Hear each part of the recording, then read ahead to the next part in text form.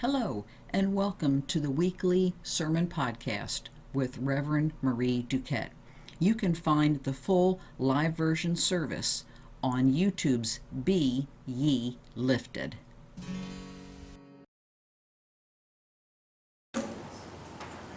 Holy Gospel according to Matthew, the 2nd chapter. Glory to you, O Lord. Now after the wise men had left, an angel of the Lord appeared to Joseph in a dream and said, "Get up, take the child and his mother and flee to Egypt and remain there until I tell you, for Herod is about to search for the child to destroy him." Then Joseph got up, took the child and his mother by night and went to Egypt and remained there until the death of Herod. This was to fulfill what had been spoken by the Lord through the prophet, "Out of Egypt I have called my son." When Herod saw that he had been tricked by the wise men, he was infuriated, and he sent and killed all the children in and around Bethlehem who were 2 years old or under, according to the time that he had learned from the wise men. Then was fulfilled what had been spoken through the prophet Jeremiah.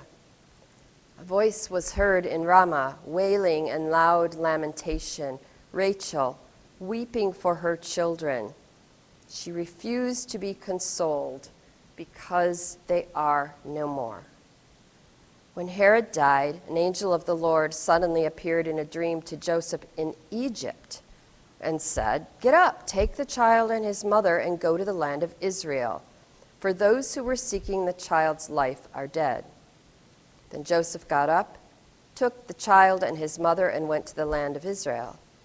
But when he heard that Archelaus was ruling over Judea in place of his father Herod, he was afraid to go there. And after being warned in a dream, he went away to the district of Galilee. There he made his home in a town called Nazareth, so that what had been spoken through the prophets might be fulfilled. He will be called a Nazarene. The Gospel of the Lord. Praise to you, O Christ. Part of the reason I wrote the Juniper Bog is that frogs get a bad rap in the Bible. Frogs are mentioned in the Bible a total of 15 times. 14 of those times, they are literally a plague. The 15th occurrence is in Revelation chapter 16, verse 13, where unclean spirits are described as looking like frogs. And trust me, it's ugly.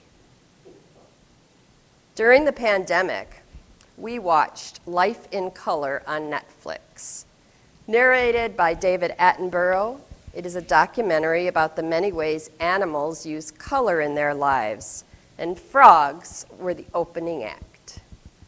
And that got me thinking about how much we miss when we don't look beyond our initial impression of an animal or a person. Take Fugitives, for example. What's the first thing that comes to mind when you hear the word fugitive? Running away. Maybe it's Harrison Ford running from a literal train wreck or hiding in a St. Patrick's Day parade. But chances are the word fugitive all by itself has a negative connotation. We have laws that forbid concealing people from arrest, concealing an escaped prisoner, fleeing to avoid giving testimony or avoiding prosecution, and they are all detailed in the U.S. Code under the heading Fugitives from Justice. But according to Webster, a fugitive is merely running away or intending flight. And the first example Webster gives is a fugitive slave, which gives me pause. If someone is being harshly treated, abused, held against their will, and they escape and run, ought we label them as a fugitive?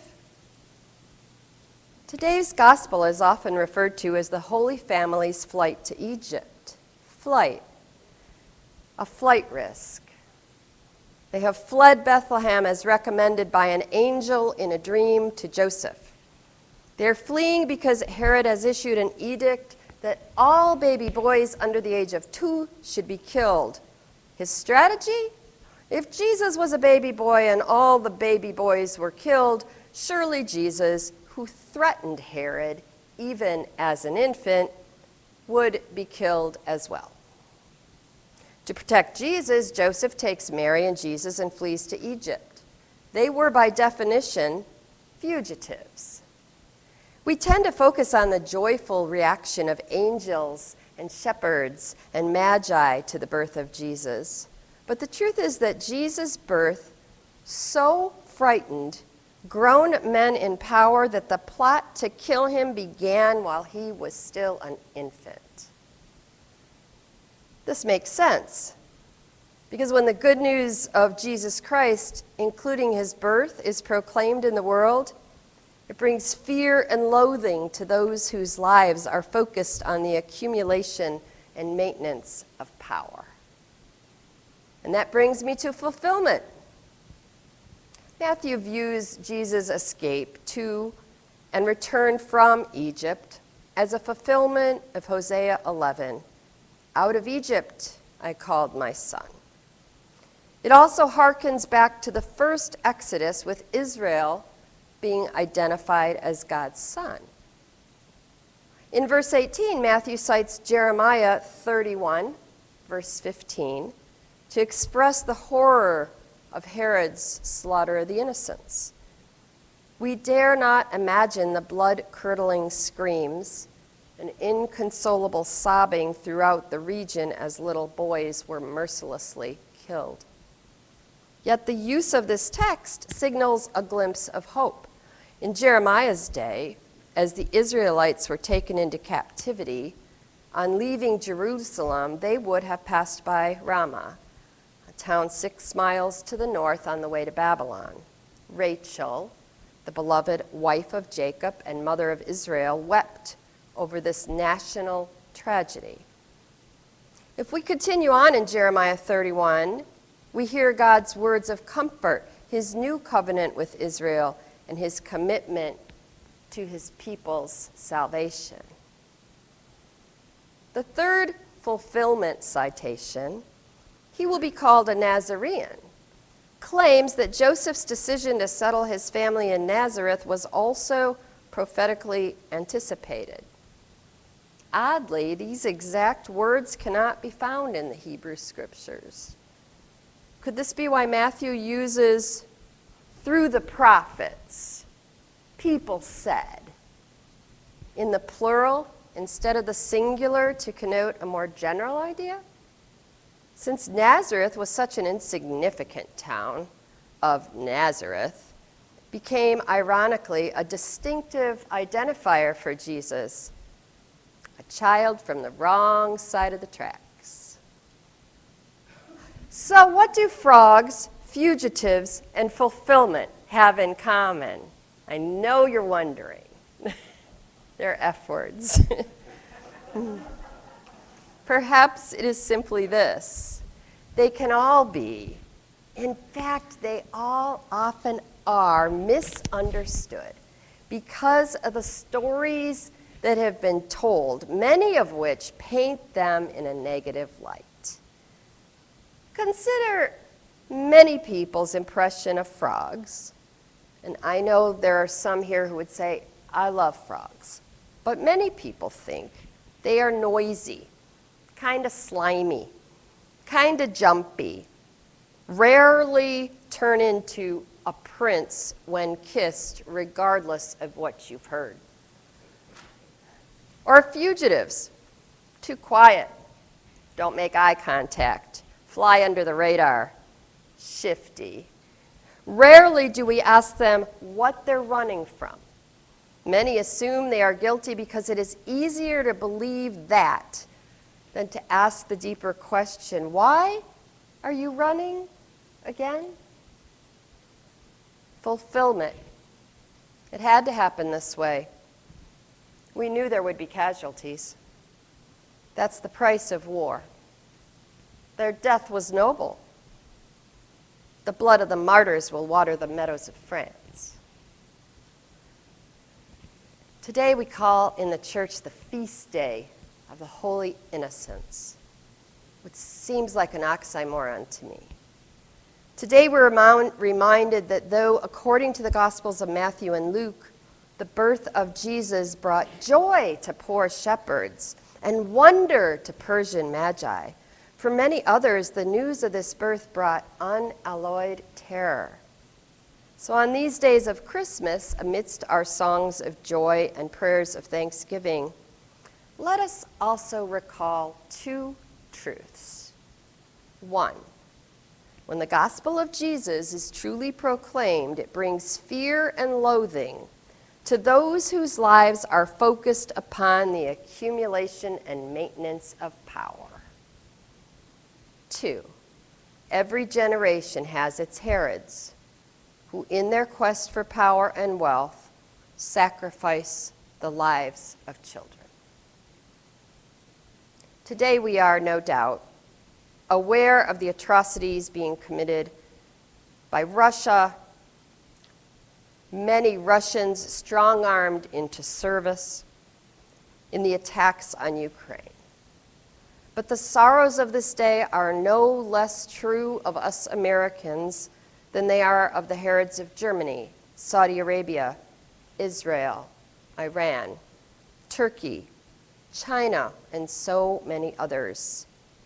The children of Dresden, Tokyo, Hiroshima, Nagasaki come to mind.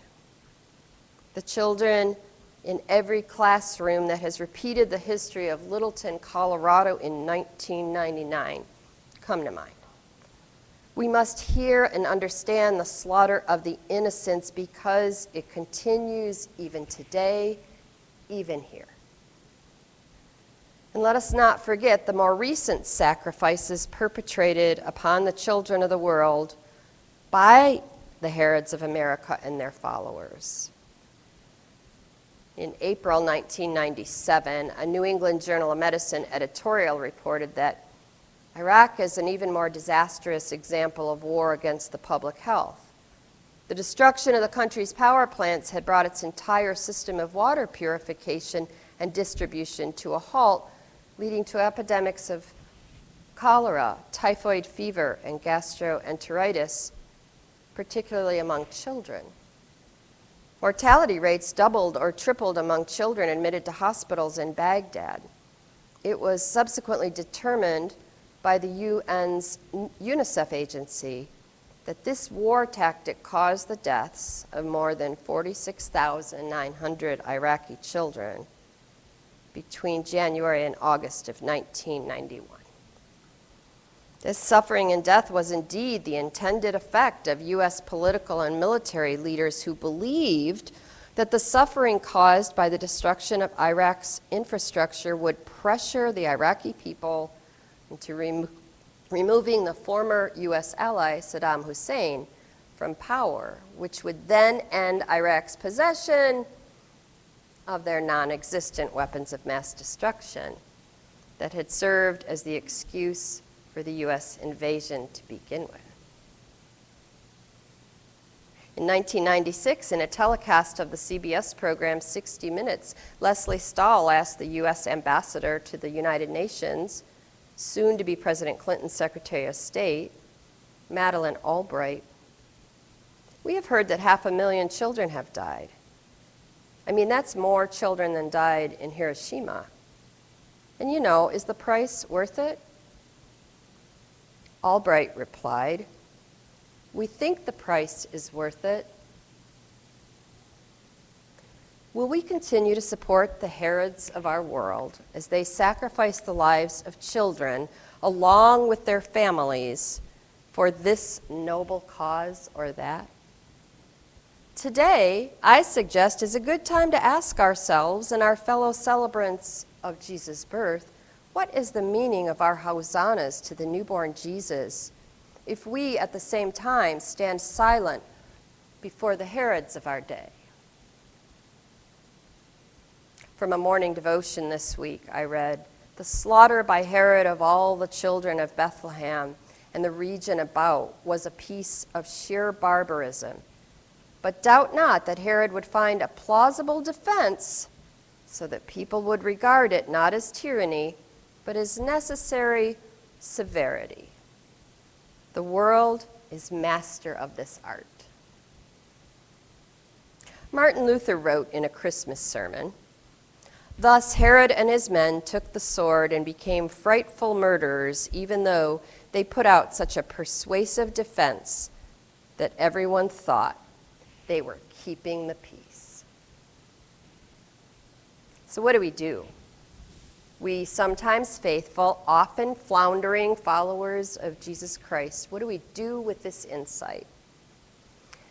First, we take a lesson from frogs and fugitives to look past their colors or past the simplistic stories of right and wrong used to characterize them and ask the deeper question about ourselves. If frogs give me the heebie-jeebies, why is that? If we assume all fugitives deserve to be caught, why is that? If you harbor resentment against someone in this community, why is that? If it's because of something they said or did, what is the context in which they said or did that? If you don't know the context, why don't you? Why is a powerful antidote to divisions that, when left to their own, often grow, sometimes into outright hatred and the justification of cruelty.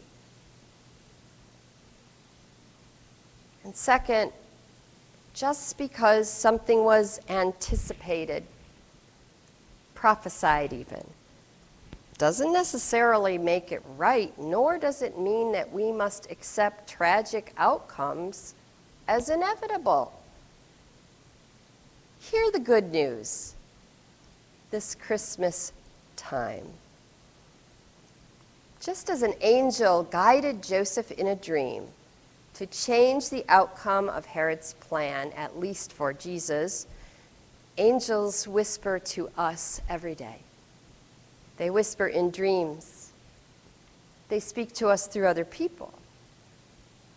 We hear them through the physical responses we experience when we hear stories that seem incomplete.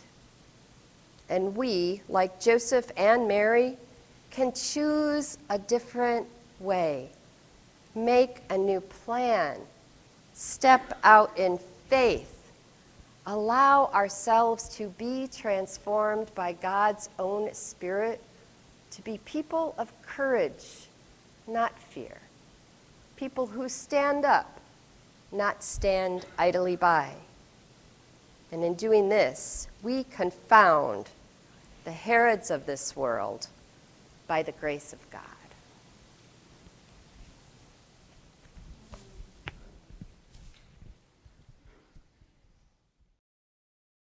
You just heard from Reverend Marie Duquette, pastor at King of Kings in Ann Arbor, Michigan.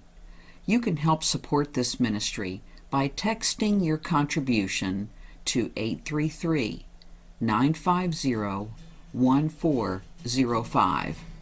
That's the U.S. 833-950-1405. You can find the full service video on YouTube Live at Be Ye Lifted. Drop us a comment or join us on live chat at 9:30 a.m. Eastern Standard Time Sunday mornings.